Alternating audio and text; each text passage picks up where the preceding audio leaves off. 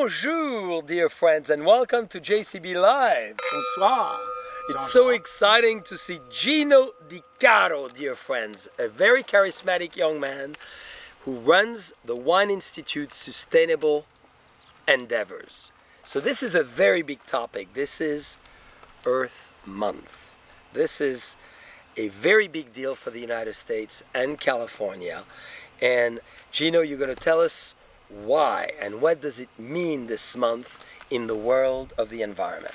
Well, thank you so much for that, Jean-Charles. I will say I actually run the media department at Wine Institute. We have much smarter people than me working on our sustainability programs and our sustainable certifications. So, but I'm here and I'm new to Wine Institute. I'm about a year in, and I have to say, the direction that Wine Institute is going and the wine community is going is what brought me to this community. I turned 50 last year, and I well, congratulations. Thank you very much. 50 and so young. You must have been drinking only organic wines. It's the Italian skin, right? But I had been working in the same organization for 26 years, covering some issues for the manufacturing community in California. And I really started, I've been drinking wine all my life, certainly. Sometimes Raymond, when I'm really happy. Good. And what got me excited was the wine community's passion for taking a process that, I might get in trouble for saying this, but it's fairly primitive. Yes. It's come a long way, and it's a dynamic process now, but at its root, it's a primitive process. And yet, the entire community is driving all of these very, very innovative, including you, these very innovative sustainability programs. And it's not one thing to one winery, and it's not one thing to one person. It is certainly about healthy soils, about conserving our natural resources, and certainly carbon reduction at certain wineries as well. But it's also about our economic viability and our social equity. And there's all sorts of factors that go into our sustainable certifications program, but I'm learning a lot about it as I go. I have a media background, not a sustainability background, but I'm learning a lot, and I'm just becoming very, very passionate about it. And we're happy to be with you here today. Well, tell us about this Down to Earth month that we are experiencing, because a whole month dealing with environmental issues and really recognizing all of us as producers into going in the right direction. Thank you so much for that. This is our 12th year celebrating Down to Earth Month, and it's really all about celebrating the wine community's sustainable chops that we've been developing over the last 20 years. But as you folks know, sometimes it's hard to get that across to the consumers and experiences. And the month is all about consumer-facing experiences at wineries, at regional wine festivals, all sorts of sheep shearing events, all sorts of things that consumers can take advantage of and celebrate what's going on in the wine community. And it's not that you have to only do it in April, you can do it any time of the year, but certainly our wineries really tend to focus on high quality elite events for consumers who want to come learn about it, come be seen learning about it and doing it. Yes. I will say I went to a media conference in New York recently, and Richard Quest from CNN, the travel editor, had said, you know, it's not a thing for millennials to just go to an event or be at a winery in a wine region. They need to tell their friends, they need to be seen. And so what a great way to go out and be seen among your friends and family during Down to Earth Month and among us. Well, and we see it here at Raymond Vineyards. We are in the theater of nature. This is literally 60 signs explaining about the environment, from the soil all the way to the vineyardist, to all the preparation we do, all the compost we make, all the animals, as we can see the beautiful sheep and goats that are contributing to this ecosystem. So people love it and are really engaged into it. Give us, within the Wine Institute and California, where we are into all those endeavors, because I know we've made major progress. Yeah. We have seen sustainable certifications for wineries grow by 118% over just the last 5 years. And 80% of California wine is actually made in a certified sustainable winery. So we are just really advancing the ball by a lot, and fairly quickly. And I gotta say, there's so many of these sustainability efforts that are going on in other sectors, but they're kind of government driven or mandate driven. The wine community is doing, as you know, I know I'm preaching to the choir here, but the wine community is doing it on its own. It's collaborative. There's certainly some government related carbon goals out there, but everything you guys are doing is about securing the future of today's wine for future generations. And why is it so important for you as a consumer who does not necessarily come from wine and who is now in the wine world? Does it make a difference to the taste and the quality? Yeah, that's a good question, because as I've come to this program and Wine Institute itself, I kept asking, well, how does the sustainability efforts and innovations find its way into a glass? And sometimes it does, sometimes it doesn't. But the bottom line is, it doesn't affect the quality of the wine. Sometimes it even improves the quality of the wine. And remember, part of this sustainability effort is to be economically viable. So it's got to be at a cost point that consumers can afford and are willing to pay. And clearly the community is doing it, because 80% of California wines are made in look at what winery. we're tasting. Give me your feedback on this great wine. This is the Meritage Sauvignon Blanc Semillon blend of Raymond. Fully organic, obviously coming from the estate here, 2021 vintage. Brand new wines, dear friend, we just released. Those two wines we're going to be tasting are organic.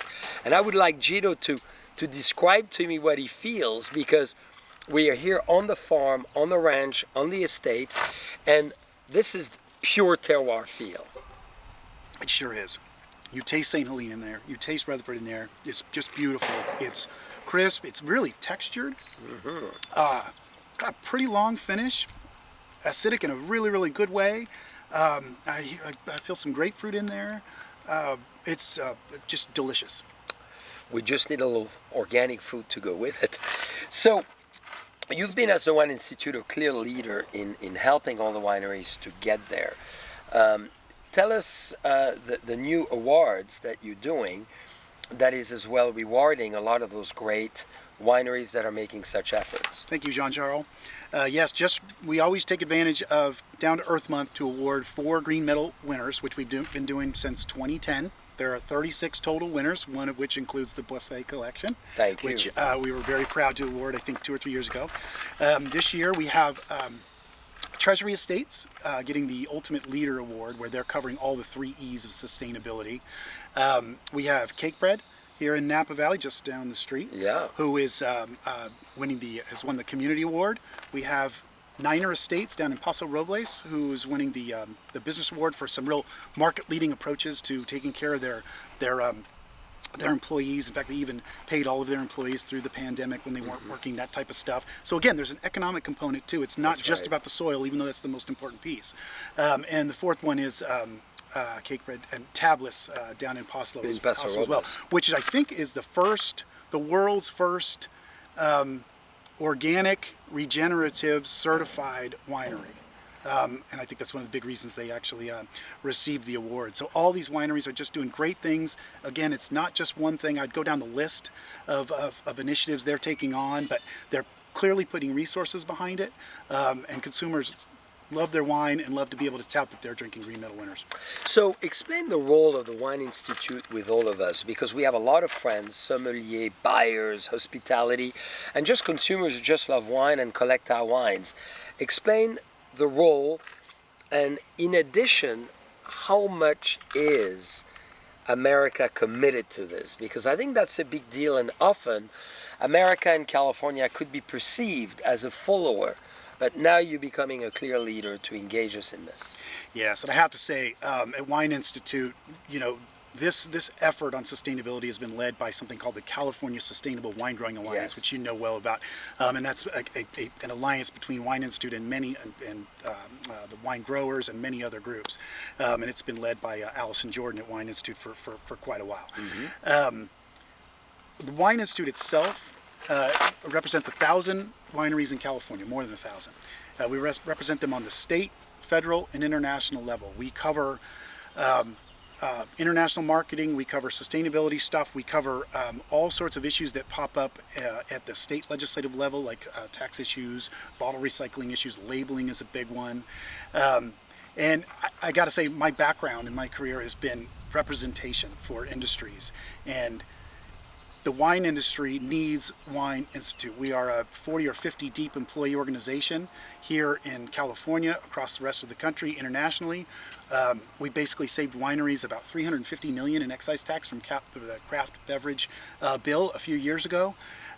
We have worked diligently, tirelessly, or assiduously for decades on direct-to-consumer laws in other states. We now have direct-to-consumer privileges in 47 states, and these sustainability programs all have to be, something that is endorsed by municipalities and governments. And Wine Institute takes a pretty deep role in all of that, and we're really proud to represent our 1,000 California wineries. Where do you see this future of organic, and in terms of comprehensive greater labeling as an example? So the consumer in a store today can see CCOF as we're looking at it, certified Demeter, which is biodynamic, as we have on those wines.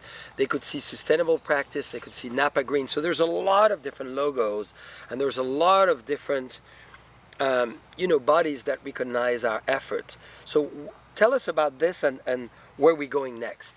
Yeah, it's a good question, because consumers often don't know how to look for what they want. And we've played a significant role in establishing the certified sustainable logo, this little green and red logo you'll see on a lot of your bottles. Yes. And of course, as you said, there are so many other logos out there, but if it's a logo getting on your bottle, it is going through a third-party, independent, rigorous activity to ensure that it is, in fact, meeting that higher standard to be certified. So consumers can feel really safe that they are getting what they think they're getting. Yeah. And you can also go to, every winery wants to tout whether they're organic or using regenerative practices quite a bit. Calling wineries will always get you there. We have a website at CaliforniaSustainableWineAlliance.org that indicates every wine that goes through our certification process. So consumers can go there and see it as well. And it's really becoming a critical piece of a consumer's purchasing decision, and mostly in the younger millennial. We've learned that they want the certifications, they want to see it, they want to know it. They'll also get it electronically. Yeah. We're going through a lot at Wine Institute about both on the international side and domestic side with digital labeling and QR codes. Because the process is so dynamic leading up to bottling, sometimes a QR code can be a little easier than having it on the bottle in terms of cost and effectiveness of the process. Well, I'm going to ask you to finish your Sauvignon Blanc. I know you'll do that quickly. And I want you to try the 1.5 acre from Raymond, which is unbelievably Bordeaux blend, or Napa Valley blend as we call it today, which will be the 5 key varieties blended together as a field blend, creating this amazing, highly allocated wine. Fully organic and biodynamic in the vineyards and in the making as well. Wow. And as you finish your glass, I know you could do that. Sorry. You see, we don't want to feed the plants here, friends. There's no way. Do you feel we will see the whole Napa Valley down the road, and maybe California at large becoming organic? Oh, I think without a doubt. Maybe not in my lifetime, maybe not in yours, maybe not in these gentlemen's, but I just think that the community is doing so much in a collaborative way to figure it out and get it right and deliver beautifully profiled wines. I think it's going to happen. Probably not tomorrow. and within that, what are the major obstacles that we're still facing? Pleasure in this world. Cheers. One more. Cheers. To Raymond 1.5 acre. The earth is highly recognized. This is always the wine we have on Earth Day and throughout the month. Beautiful. As a feature here at the winery, so the guest, it's a leather label as well, fully sustainable. Oh, wow. So we went the whole way in terms of that green.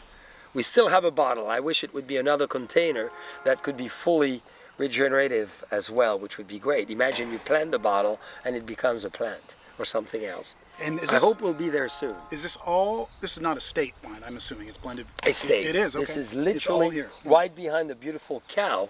Behind us, dear friends, we have her because she symbolizes the mother of nature and the phenomenal process of biodynamic farming and biodynamic making.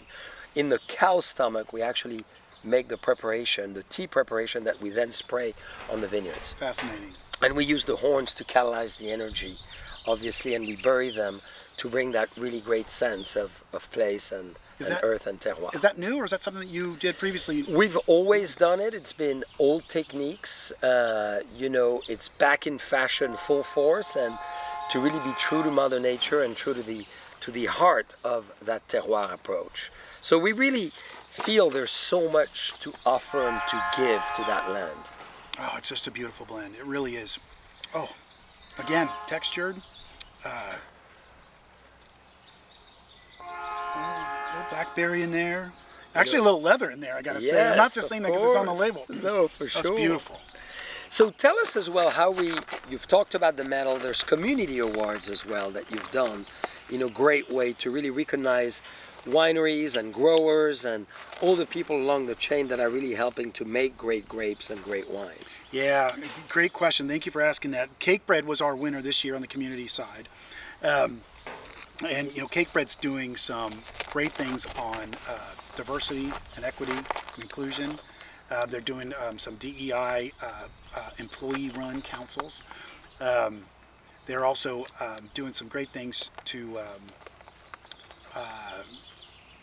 provide some contributions to organizations that are helping to ensure the livability of Napa. Yes. Again, it's not all just about dealing with your soil and keeping it safe. It's keeping the community safe. It's keeping your employees around, giving them growth options, giving them opportunity, so they can make money and we can do more. And part of those programs is as well diversity, making sure that it's inclusive, different nationalities, different ethnic group, different religion into the world of wine. Do you want to touch on that as well? This is part of that organic system. Yes, absolutely. I mean, even Cakebread had some BIPOC initiatives that they were setting up. I deal with the media on a day-to-day basis, and I get constant questions about how many females are working in the vineyards, actually growing the grapes. How many we have a lot of those. Yeah, so I've learned. So it's really fascinating. How many are running these wineries? The female winemakers are everywhere. Well, 2 females making this wine that we just having. It's Putnam is your winemaker. Yes, right? Yeah, that's right. And Kathy George, and obviously as well Sophie Drucker, who runs the vineyard, is a lady. So when you say that, Vineyard Relation, another lady. So we've believed at Raymond Vineyards into the dominance of the intelligence and the style and the elegance of ladies, for sure. Well, cheers to that. I mean, that is Absolutely. fantastic. And again, the diversity piece is, I get so many questions from mainstream media just wanting to understand, are they getting their pathways? Are they finding their way into, executive level stuff, winemaking level stuff, even, the grape growing itself? And they are. We've managed to corral what the amount of wineries that are run by diverse ethnic backgrounds, female backgrounds at Wine Institute, and we just it's really quite impressive. Anything you want to touch on as well on all the tours during this Earth Months? I know there's a lot of activities that you've really built at the Wine Institute to really encourage people to come to the various wine regions and to get engaged with nature. Yeah, thank you. So we're almost done with the month, but we do have some tours, some eco hikes, some festivals. There's a Stag's Leap Festival you might know of here, and go to discovercaliforniawines.com, and we have a listing. You can search by region. We always like to say, we know you know this, but for the consumer-facing folks, wine isn't just here in Napa. It's in San Diego, it's in Temecula, it's in Paso Robles, and it's in Oregon and Washington. It's in Oregon, right. How many states do make wine now? I think it's almost 40. Okay, I don't know. I was going to say pretty close to all of them. Anyway, the large majority of the United States is producing wines, beautiful wines. Of course, we represent California wines. We're most proud of us here, up and down the state. And Down to Earth is just a great time for people to get out and experience it. Anything you want to touch on the polyculture? Wine and grapes are important, but as well, as we represent in this theater of nature, horticulture, traditional agriculture, obviously almonds and pistachio, and why is California so great? Yeah, I heard the other day that the one produce we can't grow in California is bananas, believe it or not. But everything else we can. Everything else we can grow. So really California just sets up a perfect environment for pairing beautiful specialty crops that are grown locally and organically and paired with beautiful wines like we have here. We're just really proud to represent California in this community. To get out, Come go and visit. it. We give you a passport and you can tour all our properties and all our friends. So Gino, I want to thank you for coming to Napa Valley today in our Theater of Nature at Raymond. This is perfect environment, perfect day. The earth is giving us her blessing, right? That's Doesn't right. it feel right? That's right. And thank you for all what you do. And dear friend, the Wine Institute, for all of you who are not directly making wine in the wine world, is a great organization that we're so lucky and proud to have. Show us the way, give us direction that we can follow and learn from and continue our search for a better place. And we are stewards of the land and the winemaking in a pure way. This is why the wines are so good. Thank you, Jean-Charles. You're an icon in the wine industry, and we really are grateful for you having us here today. Well, it's a great honor. And welcome to the wine world, Gino. Bonsoir. Bonsoir. Salut.